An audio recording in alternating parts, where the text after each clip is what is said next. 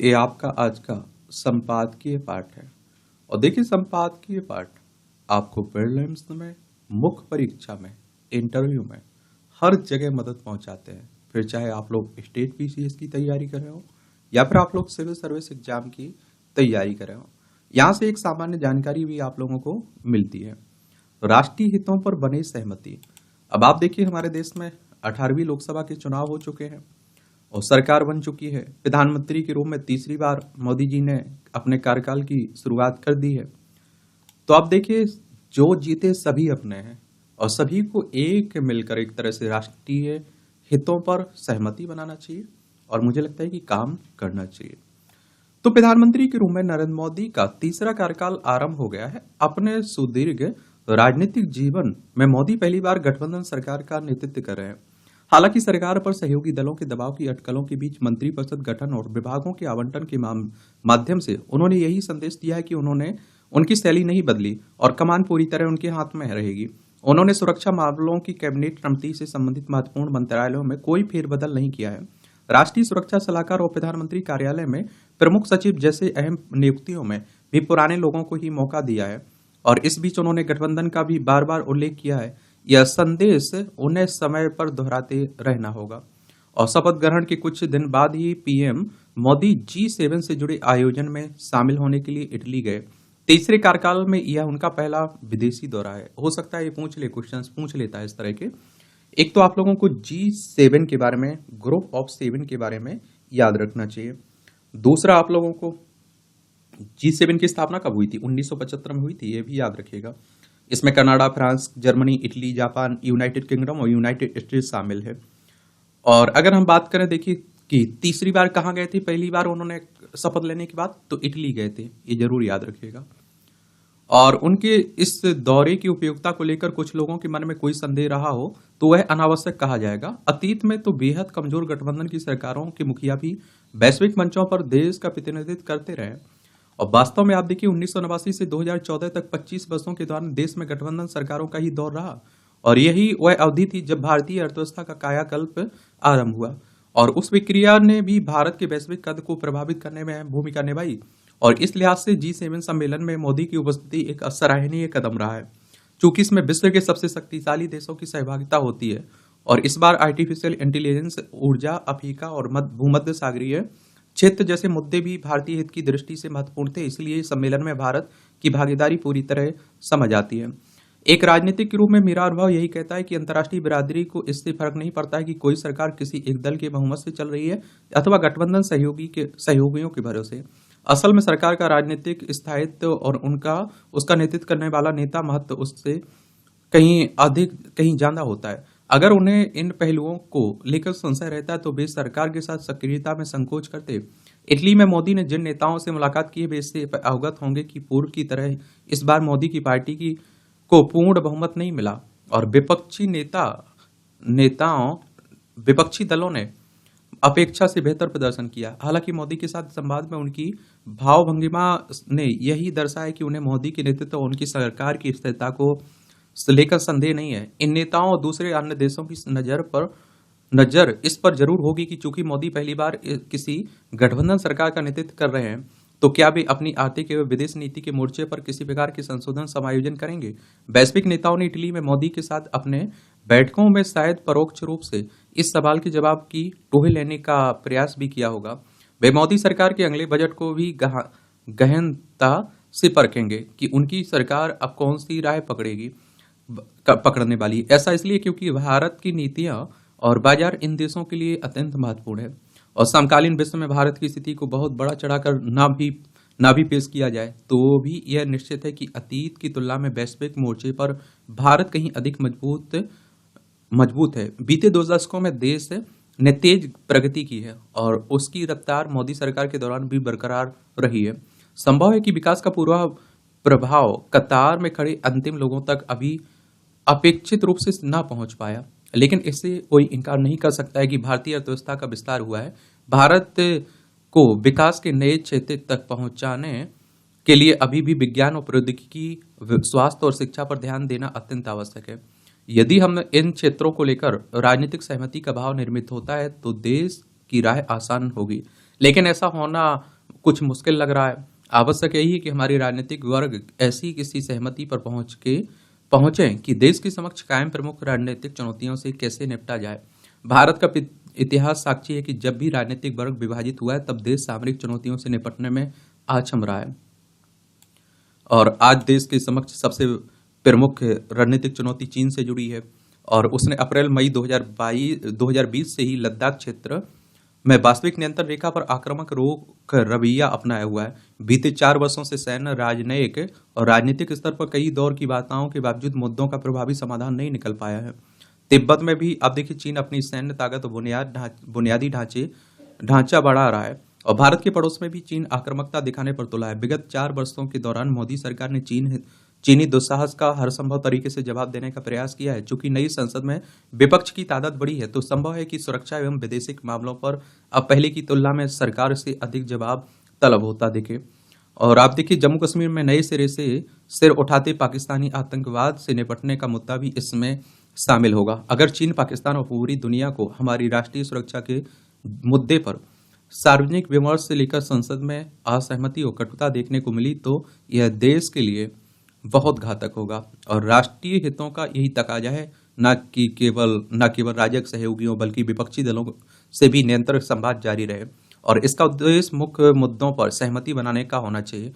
अगर इन पर एका होती है तो देश के दुश्मनों से निपटने में सरकार की शक्ति में वृद्धि होगी। आवश्यक नहीं ऐसे सभी संवादों को सार्वजनिक ही किया जाए और इसे नेताओं के भरोसेमंद विशेषज्ञों के जरिए पर्दे के पीछे से भी शुरू किया जा सकता है। इसके लिए सरकार को पहल करनी चाहिए और विपक्ष पर उस पर आप देखिए जिम्मेदारी के साथ आगे बढ़े। लेखक विदेश मंत्रालय में सचिव हैं, इनका नाम है क्या, विवेक काटजू। इनके द्वारा ये आर्टिकल लिखा गया है। एक बार आप लोग देख लीजिए चाइना को, तो देखिए ये हमारा प्यारा भारत, इसमें आप देखिए लद्दाख, जम्मू कश्मीर, उत्तराखंड, लद्दाख, हिमाचल प्रदेश, उत्तराखंड, सिक्किम और अरुणाचल प्रदेश 5 राज्यों की सीमा लगती है हमारी इससे। भाजपा को बाहर से ज्यादा अंदर से खतरा है। नई परिस्थितियों में भाजपा को सबसे अधिक जोर अपनी कार्यप्रणाली को सुधारने में पर देना होगा। अब आप देखिए पूर्ण बहुमत, अपनी दम पर बहुमत नहीं मिला तो उसी की कमजोरियां बताई जा रही हैं। क्यों हारी बीजेपी, क्यों इतना ऐसा हुआ, उन्हीं के लेकर बातें हो रही। पढ़ना हो तो पढ़ सकते हैं। सत्य का मार्ग, तो सत्य का मार्ग गरिमापूर्ण मार्ग है और इस मार्ग पर चलने के लिए स्वाभिमान, आत्मसम्मान रूपी अनुचरों की आवश्यकता होती है और बिना इनके सहयोगी के इस मार्ग पर एक पग भी नहीं बढ़ा जा सकता है। सत्य की सामर्थ्य को चुनौती देने के लिए निरंतर परीक्षाएं होती हैं। इन परीक्षाओं में उत्तीर्ण होने के लिए जीवटता से डटे रहना आवश्यक है। सत्य का मार्ग कांटों से भरा हुआ भी है। बाधाएं यहाँ हर समय डेरा डालकर बैठी रहती हैं। इनमें अविचलित होकर जो आगे बढ़ता है वही इतिहास रचता है। सत्य और धर्म का मार्ग एक दूसरे के पूरक है। जहाँ नीति है वहाँ धर्म है, वही सत्य भी है। सत्य धर्म का सारथी है। सत्य जहाँ चलता है धर्म स्वतः वहीं अपना मार्ग प्रशस्त करेगा। और आप देखते हैं कि सत्य सदैव हमें मर्यादा में रखता है। भगवान श्री राम सदा सत्य के साथ थे। उनका जीवन कष्ट कर रहा परंतु उन्होंने सत्य, मर्यादा और धर्म का मार्ग नहीं छोड़ा। उन्होंने मानव मात्र के लिए अनुकरणीय उदाहरण प्रस्तुत किया कि किस तरह सत्य और धर्म के मार्ग पर चलकर नव पथ का निर्माण संभव है। फिर उस पथ का अनुगमन युगों युगों तक अपने आने वाली पीढ़ियां करती हैं और एक तरह से आप आदर्श बन जाते हैं। वरना आप देखते हैं कि मुसीबतें तो हर किसी की जिंदगी में आती हैं, हर कोई समझौता कर लेता है तो उन्हें कौन याद करता है। वर्तमान में असत्य के वशीभूत होकर लोग भविष्य को कष्टदायी बना ले रहे हैं और तत्कालिक सुख के लिए असत्य, अधर्म, अनीति का पक्ष ले रहे हैं। किंतु स्मरण रहे कि असत्य थोड़े समय के लिए ही लाभ दे सकता है। असत्य के बल पर थोड़े समय के लिए ही सम्मान और सत्कार प्राप्त किया जा सकता है, परंतु जब असत्य की डोर टूटती है तो तब सब कुछ धराशायी हो जाता है। और जिस प्रकार बड़ी मीनार के ध्वस्त होने पर चारों ओर धूल का गुबार दिखाई देता है, कुछ ऐसा ही उसके बाद का दृश्य दिखाई देने लगता है। इसलिए हमें अपने जीवन में सत्य का मार्ग अपनाना चाहिए और सत्य के साथ धर्म, मर्यादा और नीति जैसे दिव्य गुण स्वतः ही आपका वरण कर लेंगे। अच्छा कॉलम लिखा जाता है, इंटरेस्टिंग। अब आप देखिए लोकसभा का नया अध्यक्ष। आप सभी जानते हैं कि 543 सीटें हैं लोकसभा में और बहुमत के लिए 272 सीटें चाहिए होती हैं। लोकसभा सदस्य का चुनाव डायरेक्ट जनता यानी कि मतदाताओं के द्वारा होता है। और देखिए एक बात याद रखिए, लोकसभा अध्यक्ष का चुनाव लोकसभा सदस्यों में से ही लोकसभा के सदस्य करते हैं। तो प्रधानमंत्री नरेंद्र मोदी के नेतृत्व वाली गठबंधन सरकार का गठन होने के बाद अब प्रतीक्षा इसकी है कि नई लोकसभा का अध्यक्ष कौन होगा। और लोकसभा अध्यक्ष का काम होता है व्यवस्था बनाए रखना। और इसे लेकर जहां भाजपा अपने सहयोगी दलों और विशेष रूप से तेलुगु देशम पार्टी और जनता दल यू नेताओं के साथ विचार विमर्श कर रही है, वहीं विपक्ष इस कोशिश में है कि लोकसभा उपाध्यक्ष का पद उनके हिस्से में आए। क्योंकि इस बार संख्या बल अधिक है, इसलिए वह लोकसभा उपाध्यक्ष पद पाने के लिए हर संभव कोशिश कर रहा है। कुछ विपक्षी नेताओं ने यह भी कहा कि यदि सत्ता पक्ष लोकसभा उपाध्यक्ष पद पर विपक्ष को देने के लिए तैयार नहीं होता है तो उसकी ओर से अध्यक्ष पद के लिए भी अपना उम्मीदवार खड़ा किया जा सकता है। यदि ऐसा होता है तो ऐसा पहली बार होगा जब इस पद के लिए चुनाव होगा। विपक्षी दलों के नेता तेलुगु देशम पार्टी और जनता दल यू को यह नसीहत भी देने के लिए लगे हुए हैं कि लोकसभा अध्यक्ष पद के लिए उनमें से किसी को अपनी दावेदारी पेश करनी चाहिए। और यह ठीक है,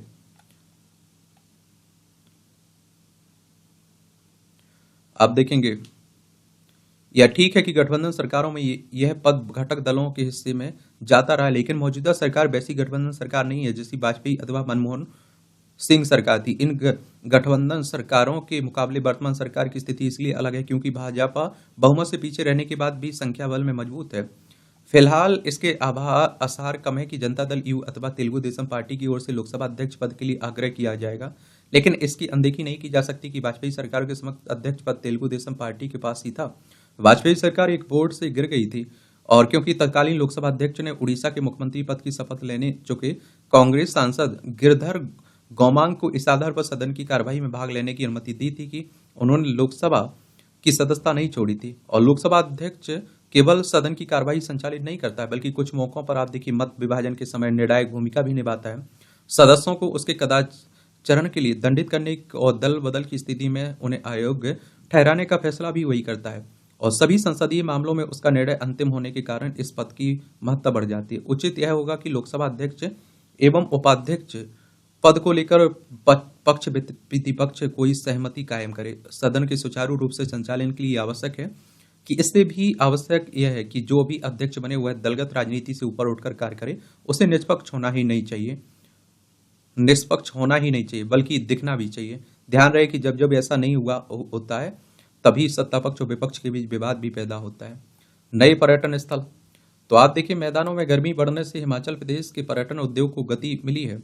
राज्य के लगभग सभी पर्यटन स्थलों में होटल पूरी तरह पैक हैं और इससे पर्यटन उद्योग से जुड़े लोग उत्साहित हैं। उधर पर्याप्त व्यवस्था न होने से पर्यटकों को समस्याओं से जूझना पड़ रहा है। पर्यटक स्थलों में अधिक वाहन आने से पर्यटकों को पार्किंग की समस्या से जूझना पड़ रहा है। कई स्थानों पर सड़कों पर घंटों जाम लग रहा है और राज्य में अधिक पर्यटकों का आना सुखद है, लेकिन पर्याप्त सुविधाएं न होना हर किसी को अखर रहा है।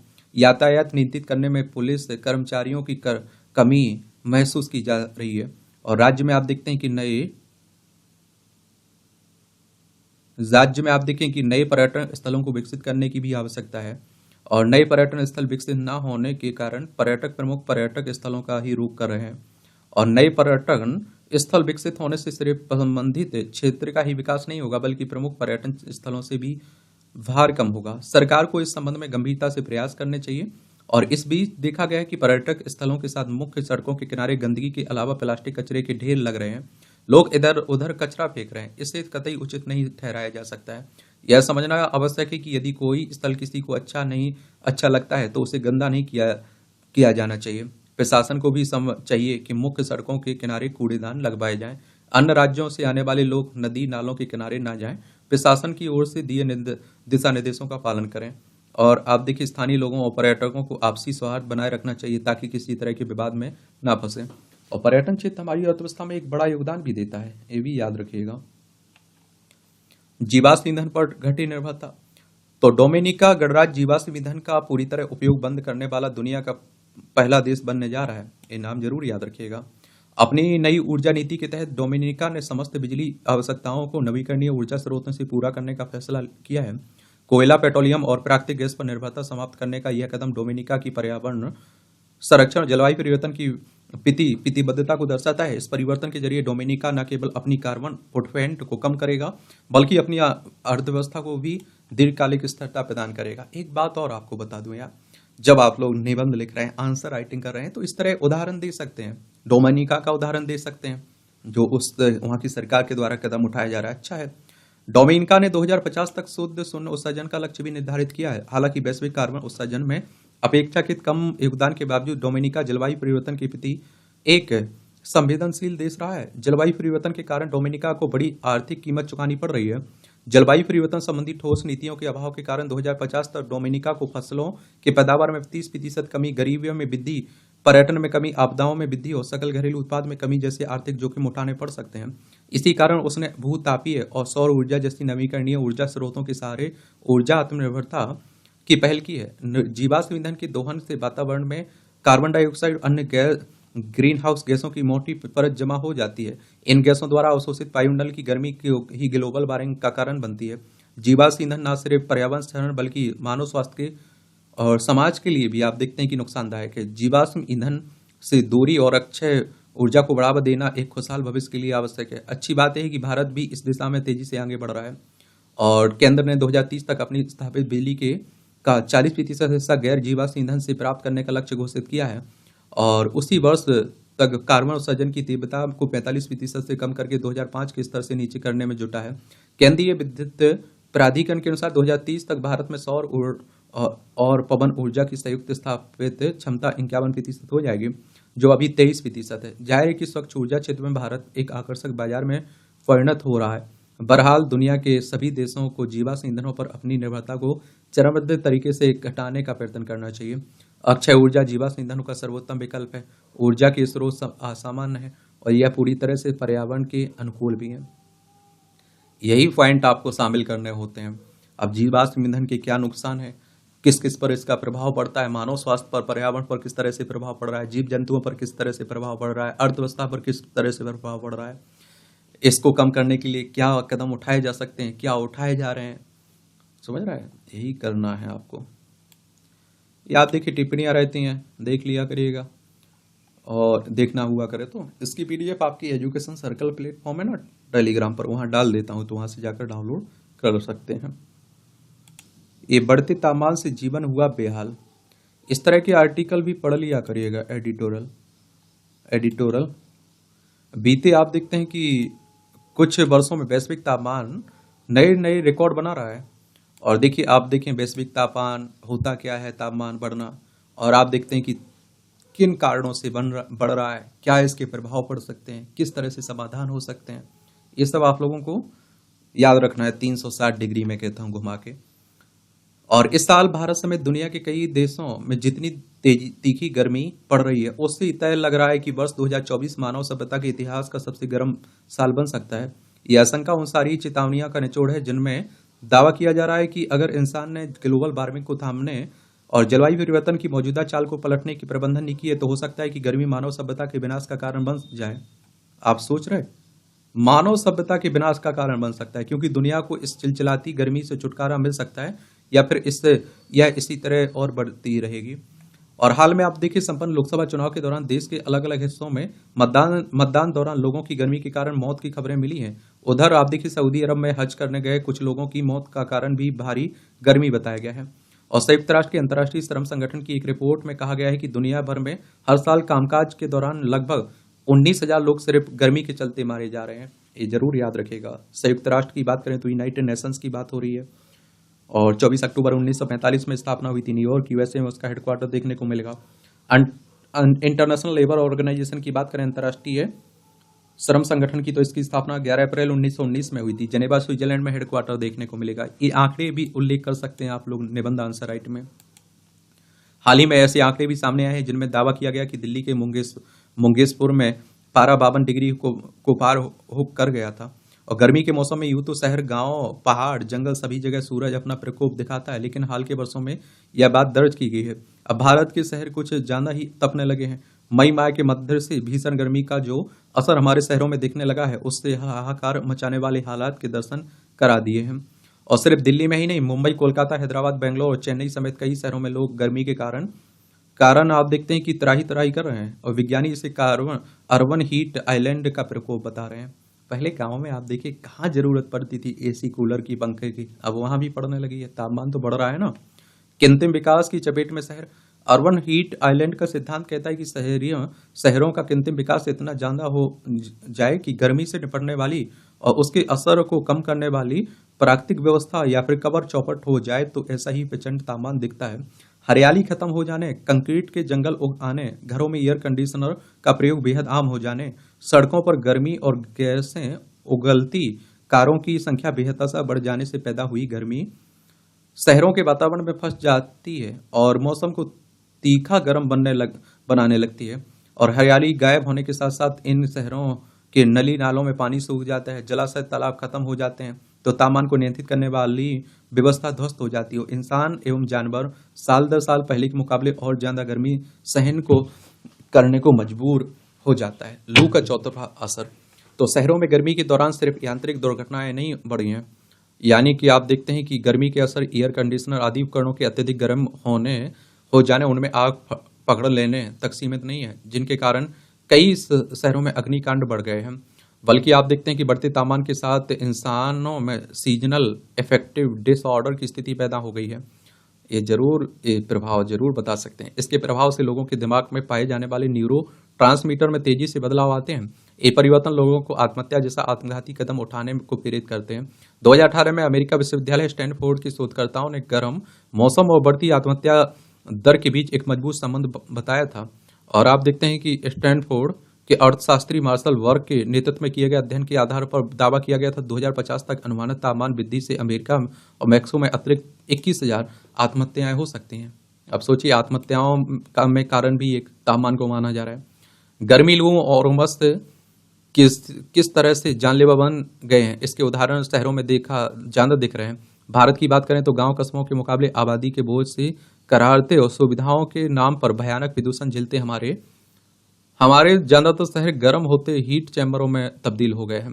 और इस अर्बन हीट को शहरी लू कहा जा सकता है, और जिस पर एक नज़र वर्ष 2018 में तब गई थी, जब आप देखिए US journal proceedings of the national academy of sciences ने दुनिया के 44 शहरों में बढ़ते तापमान पर एक रिपोर्ट प्रकाशित की थी। रिपोर्ट में बताया गया था कि वर्ष 1979 से 2005 के बीच जिस कोलकाता शहर में सालाना 16 दिन लू चलती थी, अब वहां ऐसे दिनों की संख्या बढ़कर 44 तक हो गई है। दिल्ली, मुंबई, कोलकाता जैसे महानगरों की करोड़ों की आबादी के सामने आने वाले वक्त में शहरी लू झेलने का खतरा 4 गुना तक बढ़ गया है। साथ ही चेतावनी भी दी गई थी कि अब शहरियों को इस अर्बन हीट के साथ रहना और लगातार उसका खतरा सहन करना सीखना होगा। इधर centre for science and environment ने भी सवाल उठाया कि कंक्रीट के जंगलों में बदलते हरियाली विहीन शहरों में आखिर इंसान कितनी गर्मी झेल सकता है। और आप देखते हैं कि शहरी लू के पीछे जिम्मेदार वजहों का भी पता बताया गया कि शहरों में तेजी से हो रहे हर किस्म के निर्माण कार्यों में बढ़ रहे शहरीकरण, निर्धारित पट्टी, ग्रीन लेयर में तेज गिरावट और कंक्रीट से तैयार हो रही संरचनाओं के कारण जमीन के अंदर की गर्मी सतह में या उसके करीब फंसकर रह जाती है। शहरों की गर्मी का एक आकलन 2017 में पुणे स्थित भारतीय मौसम विज्ञान ने भी हीट इंडेक्स के रूप में किया था। इस इंडेक्स में तापमान में होने वाली कमी वृद्धि के कारण इंसानों पर पड़ने वाले असर दिखाए गए थे। इन संस्थाओं द्वारा तैयार रिपोर्ट वैसे तो और भी बहुत कुछ कहती है, पर इसमें सबसे ज्यादा उल्लेखनीय संकेत शहरीकरण के रूप में भी की जा रही मानव गतिविधि का है, जो मौसम और आम जनजीवन के उलटफेर के नतीजे के रूप में सामने आती है। आज की सच्चाई यह है कि दिल्ली, मुंबई समेत देश के 2 दर्जन शहरों के करीब 12 से 15 करोड़ आबादी की जरूरतों के मद्देनजर हुए शहरीकरण उसकी जरूरतों ने शहरों को ऐसे हीट और गैस चैम्बर में बदल डाला जो मौसम की अति का कारण बन रहे हैं। और ये शहर आप देखेंगे, ये शहर क्यों ऐसे बन गए, इसकी कुछ स्पष्ट वजह हैं। जैसे कम जगहों में आप देखिए ऊंची इमारतों का अधिक संख्या में बनना, उन्हें ठंडा, जगमगाते एवं साफ सुथरा रखने के लिए बिजली का आधाधुंध इस्तेमाल करना, चाहे घर हो या फिर दफ्तर हो। मौसम से लड़ने के लिए उन्हें वातानुकूलित बनाना और आने जाने के लिए कारों आदि का बढ़ता इस्तेमाल, इमारतों को अंदर से वातानुकूलित रखने वाले एयर कंडीशनर और खाने पीने की चीज़ों को ठंडा रखने वाले रेफ्रिजरेटर कितनी ज़्यादा गर्मी अपने आसपास के इलाकों में फैलाते हैं, इसका अंदाज़ा इनके पास खड़े रहने से किया हो जाता है। और दावा किया दावा किया जाता रहा है कि इस सदी के अंत तक वैश्विक तापमान में 0.5 डिग्री का इजाफा तो सिर्फ इसी की बदौलत हो जाएगा। अगर किसी शहर में एक वक्त में लाखों करोड़ों एयर कंडीशनर रेफ्रिजरेटर चल रहे हों, पेट्रोल डीजल से चलने वाली लाखों और कारें ग्रीन हाउस गैसों के साथ गर्मी भी वातावरण में घोल रही हो, तो शहरों में पैदा होने वाले इस लू की संहार क्षमता का अंदाजा लगाया जा सकता है। और आप देखें, सवाल है कि इस शहरी लू से कैसे निपटा जाए। अभी तक सामान्य मौसमी बदलाव से मुकाबला के लिए जो साधन आए और उपाय आजमाए जा रहे हैं, उनमें कोई फेरबदल लाएं और बगैर संभव नहीं है हम शहरी लू का मुकाबला कर पाए। जाहिर है कि इसके लिए शहरीकरण की योजनाओं के बारे में आप देखते हैं कि नए सिरे से कोई सोच बनाना होगा। अभी तो हमारे योजनाकार देश की आबादी की बढ़ती जरूरतों और गांवों से पलायन कर शहरों की ओर आती आबादी के मद्देनजर आवास समस्या का भी समाधान खोज रहे हैं। उनके सामने शहरों की आबोहवा को बिगाड़ने वाली चीजों का कोई खाका ही मौजूद नहीं है। कुछ भारतीय योजनाकारों के मत में कंक्रीट की ऊंची इमारतों के बल पर होने वाले शहरीकरण असल में भारत के विकास के गांधीवादी नजरिए को आघात लगाता है। और एक आप देखिए, मशहूर आर्किटेक्ट एजी के मेनन ने इस बारे में एक बार कहा था कि अच्छा होगा यदि हम भावी शहरों के निर्माण के मामले में विकसित कहे जाने वाले पश्चिमी मुल्कों की नकल ना करें और अपनी परंपराओं को ध्यान में रखते हुए योजनाएं बनाएं। यदि ऐसा होगा तभी हम शहरी लू और अन्य शहरी त्रासदियों का कुछ मुकाबला कर पाएंगे, अन्यथा नहीं। असल में आप देखिए, गर्मी की तपिश कम करने के लिए कोई एक उपाय कारगर नहीं हो सकता है। यह तभी संभव है जब लोग ठंडक की यांत्रिक खोज के साथ साथ अधिक से अधिक पेड़ लगाने से लेकर एयर कंडीशनर आदि के इस्तेमाल की प्रवृत्ति में संतुलन बैठा है। अन्यथा लगातार गर्मी होती धरती जिस अंजाम की ओर बढ़ रही है उसमें सहनीय तापमान की उम्मीद बेमानी है। देख रहे हो ना, ये आप देखिए राजनीति की बातें हो रही हैं। पीडीएफ में डाल दूंगा तो वहां से डाउनलोड करके पढ़ सकते हैं क्या कौन जीत रहा है, क्या हो रहा है। बहुत हम लोग बातें कर चुके हैं चुनाव पर। तो ये दैनिक जागरण का संपादकीय पाठ है। एक जनसत्ता का आर्टिकल भी बड़ा अच्छा लगता है मुझे तो फिलहाल, और अच्छा एडिटोरियल लिखा जाता है। इसे देख लिया करिएगा। तकनीकी कौशल पर मंदी की मार। तो आप देखिए, देश में बेरोजगारी की समस्या एक बड़ी चुनौती बनती जा रही है और वैश्विक परिस्थितियों के चलते भारत के नौकरी बाजार की हालत भी खराब है, जिसका असर छात्रों के प्लेसमेंट या फिर उनके रोजगार पर देखने को मिल रहा है। भारतीय प्रौद्योगिकी संस्थान यानी कि आईआईटी को भारत के सबसे प्रतिष्ठित संस्थानों में से एक माना जाता है, जहां प्रवेश पाना बेहद मुश्किल होता है। यहाँ पढ़ाई करने का मतलब है सुनहरे भविष्य की गारंटी। मगर हाल के वर्षों में आईआईटी से निकलने वाले कई छात्रों को भी नौकरी नहीं मिल पा रही है। इस वर्ष यह आंकड़ा 38% तक पहुंच गया है। यह निश्चित रूप से चिंता का विषय है।